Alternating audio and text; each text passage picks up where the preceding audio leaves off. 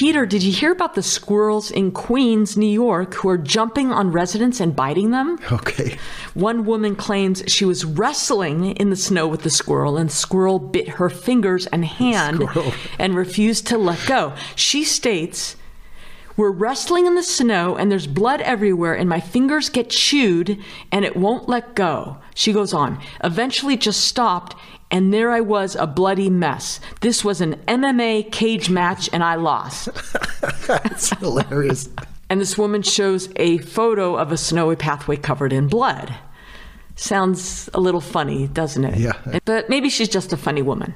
But I will tell you that a few of her neighbors are also complaining that either a single rogue squirrel or a pack of squirrels jumped on them or have attempted to climb up their legs. That's so good. Did you ever see the Alfred Hitchcock movie, The Birds? Oh, yeah. You know the classic scene in the movie where birds are attacking the people in the town? Yeah. Do you know The squirrels. The squirrels, exactly. Who could do that? I know. Spielberg? Tarantino? Oh, wow. Who did Snakes on a Plane? Whoever did that could do the squirrels. The squirrels. Climbing up your legs. Jumping on your face. Do you know how Hitchcock thought of the idea? No. It's been said in 1961, environmentalists discovered a type of marine algae that became toxic. And this toxic algae affected the birds off the coast of California where the movie was set. And just around the time, hundreds of sick birds began to drop off from the sky and act disoriented and ramming into people's homes. Do you think animals were harmed in the making of the movie, The Birds? I don't know. You better believe it. Oh. Most of the birds used in the movie were wild-caught seagulls, crows, ravens, and sparrows. Of course, there were bird handlers on the set, but I've read they did some not so nice things to the birds during the filming. Like I read that in some scenes they tied the beaks of the birds shut with wire so the actors wouldn't get hurt. And of course, you know, Tippi Hedren was one of the leading stars in the movie. In her memoir, Tippi talks about her relationship with Alfred Hitchcock and what it was like working with him. And there was some accusations of sorts. Anyway, Tippi Hedren recounts filming the infamous bedroom scene where her character Melanie goes upstairs into a bedroom and birds just start viciously attacking her. Do you remember that scene? I don't remember that one. Hedren says in her memoirs that Hitchcock had promised her they'd use mechanical birds, but on the day they started shooting the bedroom scene, the assistant director told Tippi that, quote, "the mechanical birds aren't working, so we're gonna have to use live ones." Yeah. She writes in her memoir, "It took me several seconds to pick my jaw up off the floor.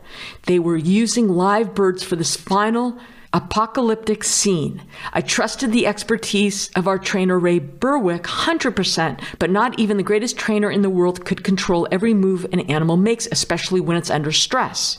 Resigned and determined, I finished getting ready and walked out on the set to find a cage built around the bedroom door. All around the inside of the cage were huge cartons of ravens, doves, and a few pigeons. I refused to look at Hitchcock as I crossed the set to my mark inside the door and braced myself for whatever was in store for me. I heard Hitchcock yell, 'Action!' And right on cue, the handlers began hurling those live birds at me. It was brutal and ugly and relentless." Can you believe that? That's amazing. She also explains that on the final day of shooting the bedroom scene, the feet of live birds were tied to Hedren's dress while she was lying on the floor. And then she says when Hitchcock called action, birds that were tied to her started pecking her, and the handlers again threw live birds directly at her. She writes, "I was pelted with still more live, screaming, frantic birds, while the birds that were tied to me began pecking me as they'd been trained to do. I was too focused on my own survival to notice, but I was told later that it was even more horrifying and heartbreaking for the crew to watch than the previous 4 days had been. And there wasn't a thing anyone but Hitchcock could do to put a stop to it." She also talks about a bird that was tied to her shoulder during a particular scene who had pecked Hedren very close to her eye. Yeah, the eye thing doesn't surprise me. And I don't think there was ever any mechanical birds. What do you think? No, there wasn't. That's a little fib. Do you remember I had the pleasure of speaking with Tippi Hedren on Animals Today? Yes. She didn't mention this, though. No, she did not. This is crazy. When was that? When was she on the show? Oh, quite a while. 2012 or 13? Yeah. Yeah, she's a sweetheart. We talked about her preserve or her animal sanctuary. Shambhala. I know. I pronounced it wrong during the interview, and I pronounced it wrong. Shambhala, the Shambhala Preserve, right? Yes, yes. Anyway, this is a sanctuary for large cats, lions, tigers, cougars, bobcats, leopards, who were privately owned or they came from roadside zoos. You know, cats that have been terribly neglected, exploited, and abused. And of course, the mission of her preserve is to educate the public about the dangers of private ownership of exotic animals.